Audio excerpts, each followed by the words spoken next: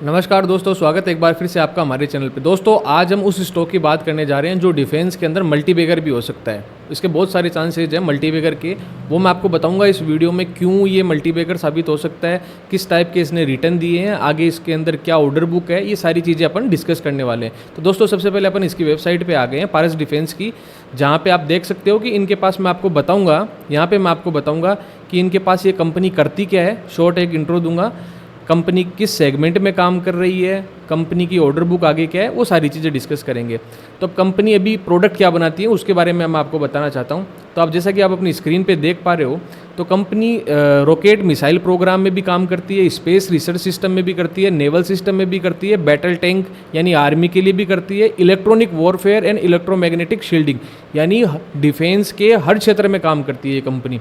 अब आपको मैं इसके बारे में थोड़ा सा डिटेल में बता देता हूँ, फिर उसके बाद अपन इसके फंडामेंटल पे चलेंगे।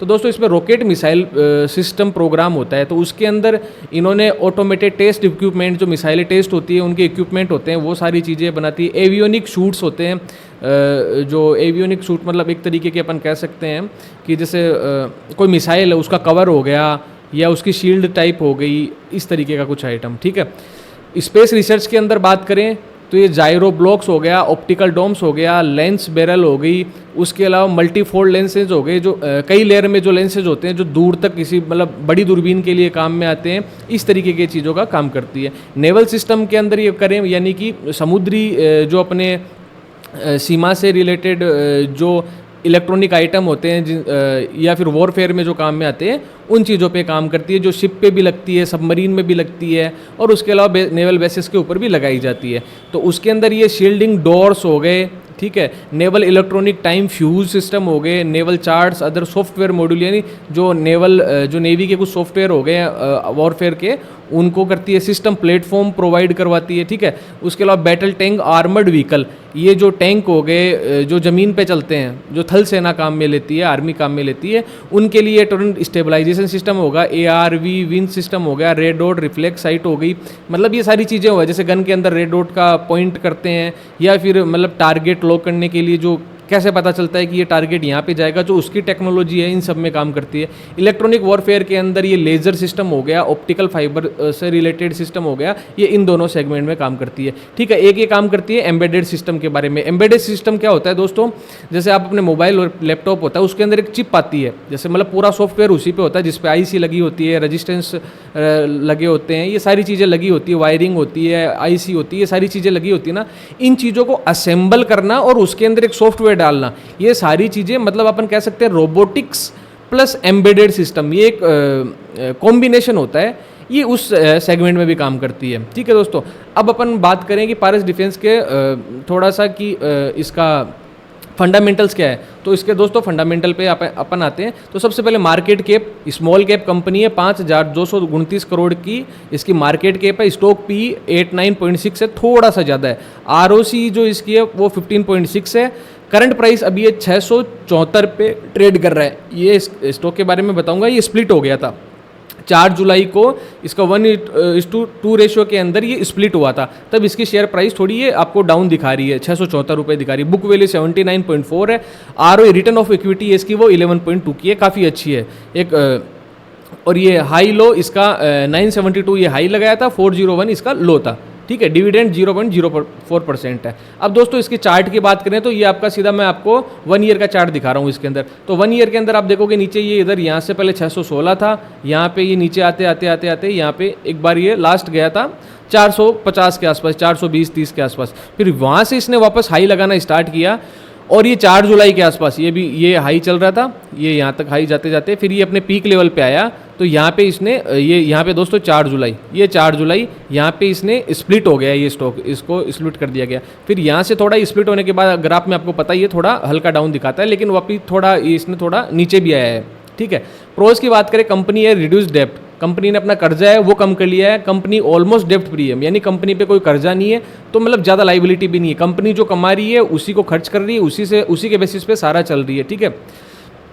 Company as expected to give good quarter, मतलब कंपनी अभी रिजल्ट आया था वो भी उसने अच्छा दिया था। मैं अभी की बात कर रहा हूँ इस क्वार्टर में जहाँ पे मैं वीडियो रिकॉर्ड कर रहा हूँ, उस टाइम पे अच्छा कंपनी ने परफॉर्मेंस दिया है। पीर कंपेरिजन की बात करें, कंपेरिजन ये डिफेंस कंपनियाँ जो है वो अपनी नॉर्मल है, बाकी सब सारी लार्ज कैप है, लेकिन इसका कंपेरिजन एक स्मॉल कैप से नहीं बन सकता, इसलिए इसका अपन कंपेरिजन जैसे HCL, BEL, भारत डायनेमिक्स, इनका अपन पारस से नहीं कर सकते, ठीक है, क्योंकि ये लार्ज कैप कंपनी हो गई और ये स्मॉल कैप कंपनी हो गई। अब क्वार्टरली रिजल्ट की बात करें तो सेल्स की अपन बात करते हैं, तो दोस्तों ये ईयरली क्वार्टर वाइज है। जून 2022 में थोड़ा सा इसमें अपन डीपली जाते हैं।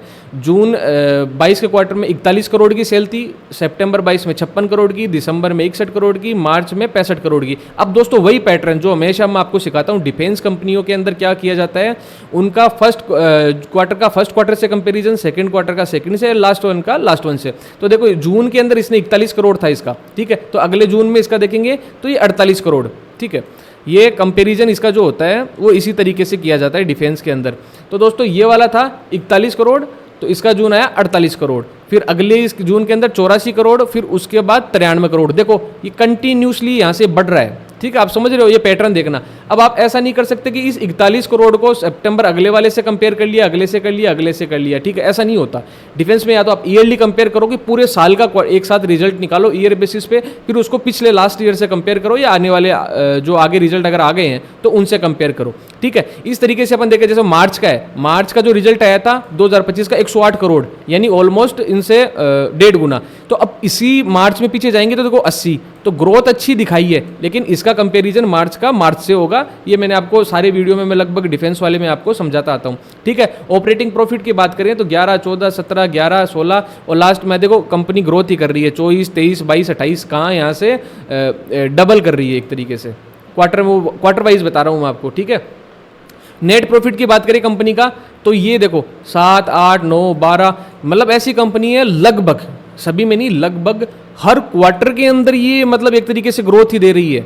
जो इनका नेट प्रॉफिट है उसके अंदर ग्रोथ ही आ रही है दोस्तों, तो मतलब काफ़ी मतलब अच्छा है। ये एक स्मॉल कैप कंपनी के लिए ये डाटा जो ये कर रही है ये बहुत ही अच्छा है दोस्तों। अब मैं आपको इसके बारे में बताता हूँ कि देखो अभी अपन चलते हैं इसके प्रॉफिट लॉस के ऊपर, ठीक है। अभी प्रॉफिट लॉस सेल्स है इसकी अब ईयर वाइज अपन देख लेते हैं एक बार। ये इसकी सेल्स थी मार्च 19 की 154 करोड़, मार्च 20 की 147, उसके बाद 143, 183, 222, 254, 365 और 374 लास्ट में।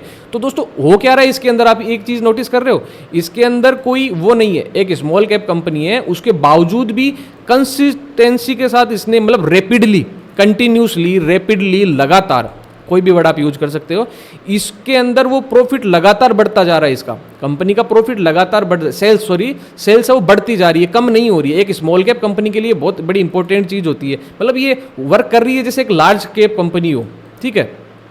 अब अपन इसकी आगे बात करें, अपन डिविडेंड पे आउट की बात करें तो इसके अंदर लास्ट का जो मार्च 25 का वो 6% के अनुसार है, ठीक है। और फिर उसके अंदर बैलेंस शीट पे आए, इक्विटी कैपिटल मैंने आपको बता दिया। टोटल एसेट्स की बात करें तो मार्च 19 के अंदर कंपनी के पास एसेट्स थे 330 करोड़ के और अभी 852 के, ऑलमोस्ट 3 गुना के आसपास, 3 गुना पूरा नहीं है लेकिन 3 गुना के आसपास है। तो कंपनी अच्छा फ्लो कर रही है स्मॉल कैप में, डिफेंस के अंदर इससे बेटर कोई कंपनी हो ही नहीं सकती, ठीक है। और अब शेयर होल्डिंग पैटर्न की बात करें तो इसके अंदर थोड़ा सा माइनर चेंजेस था।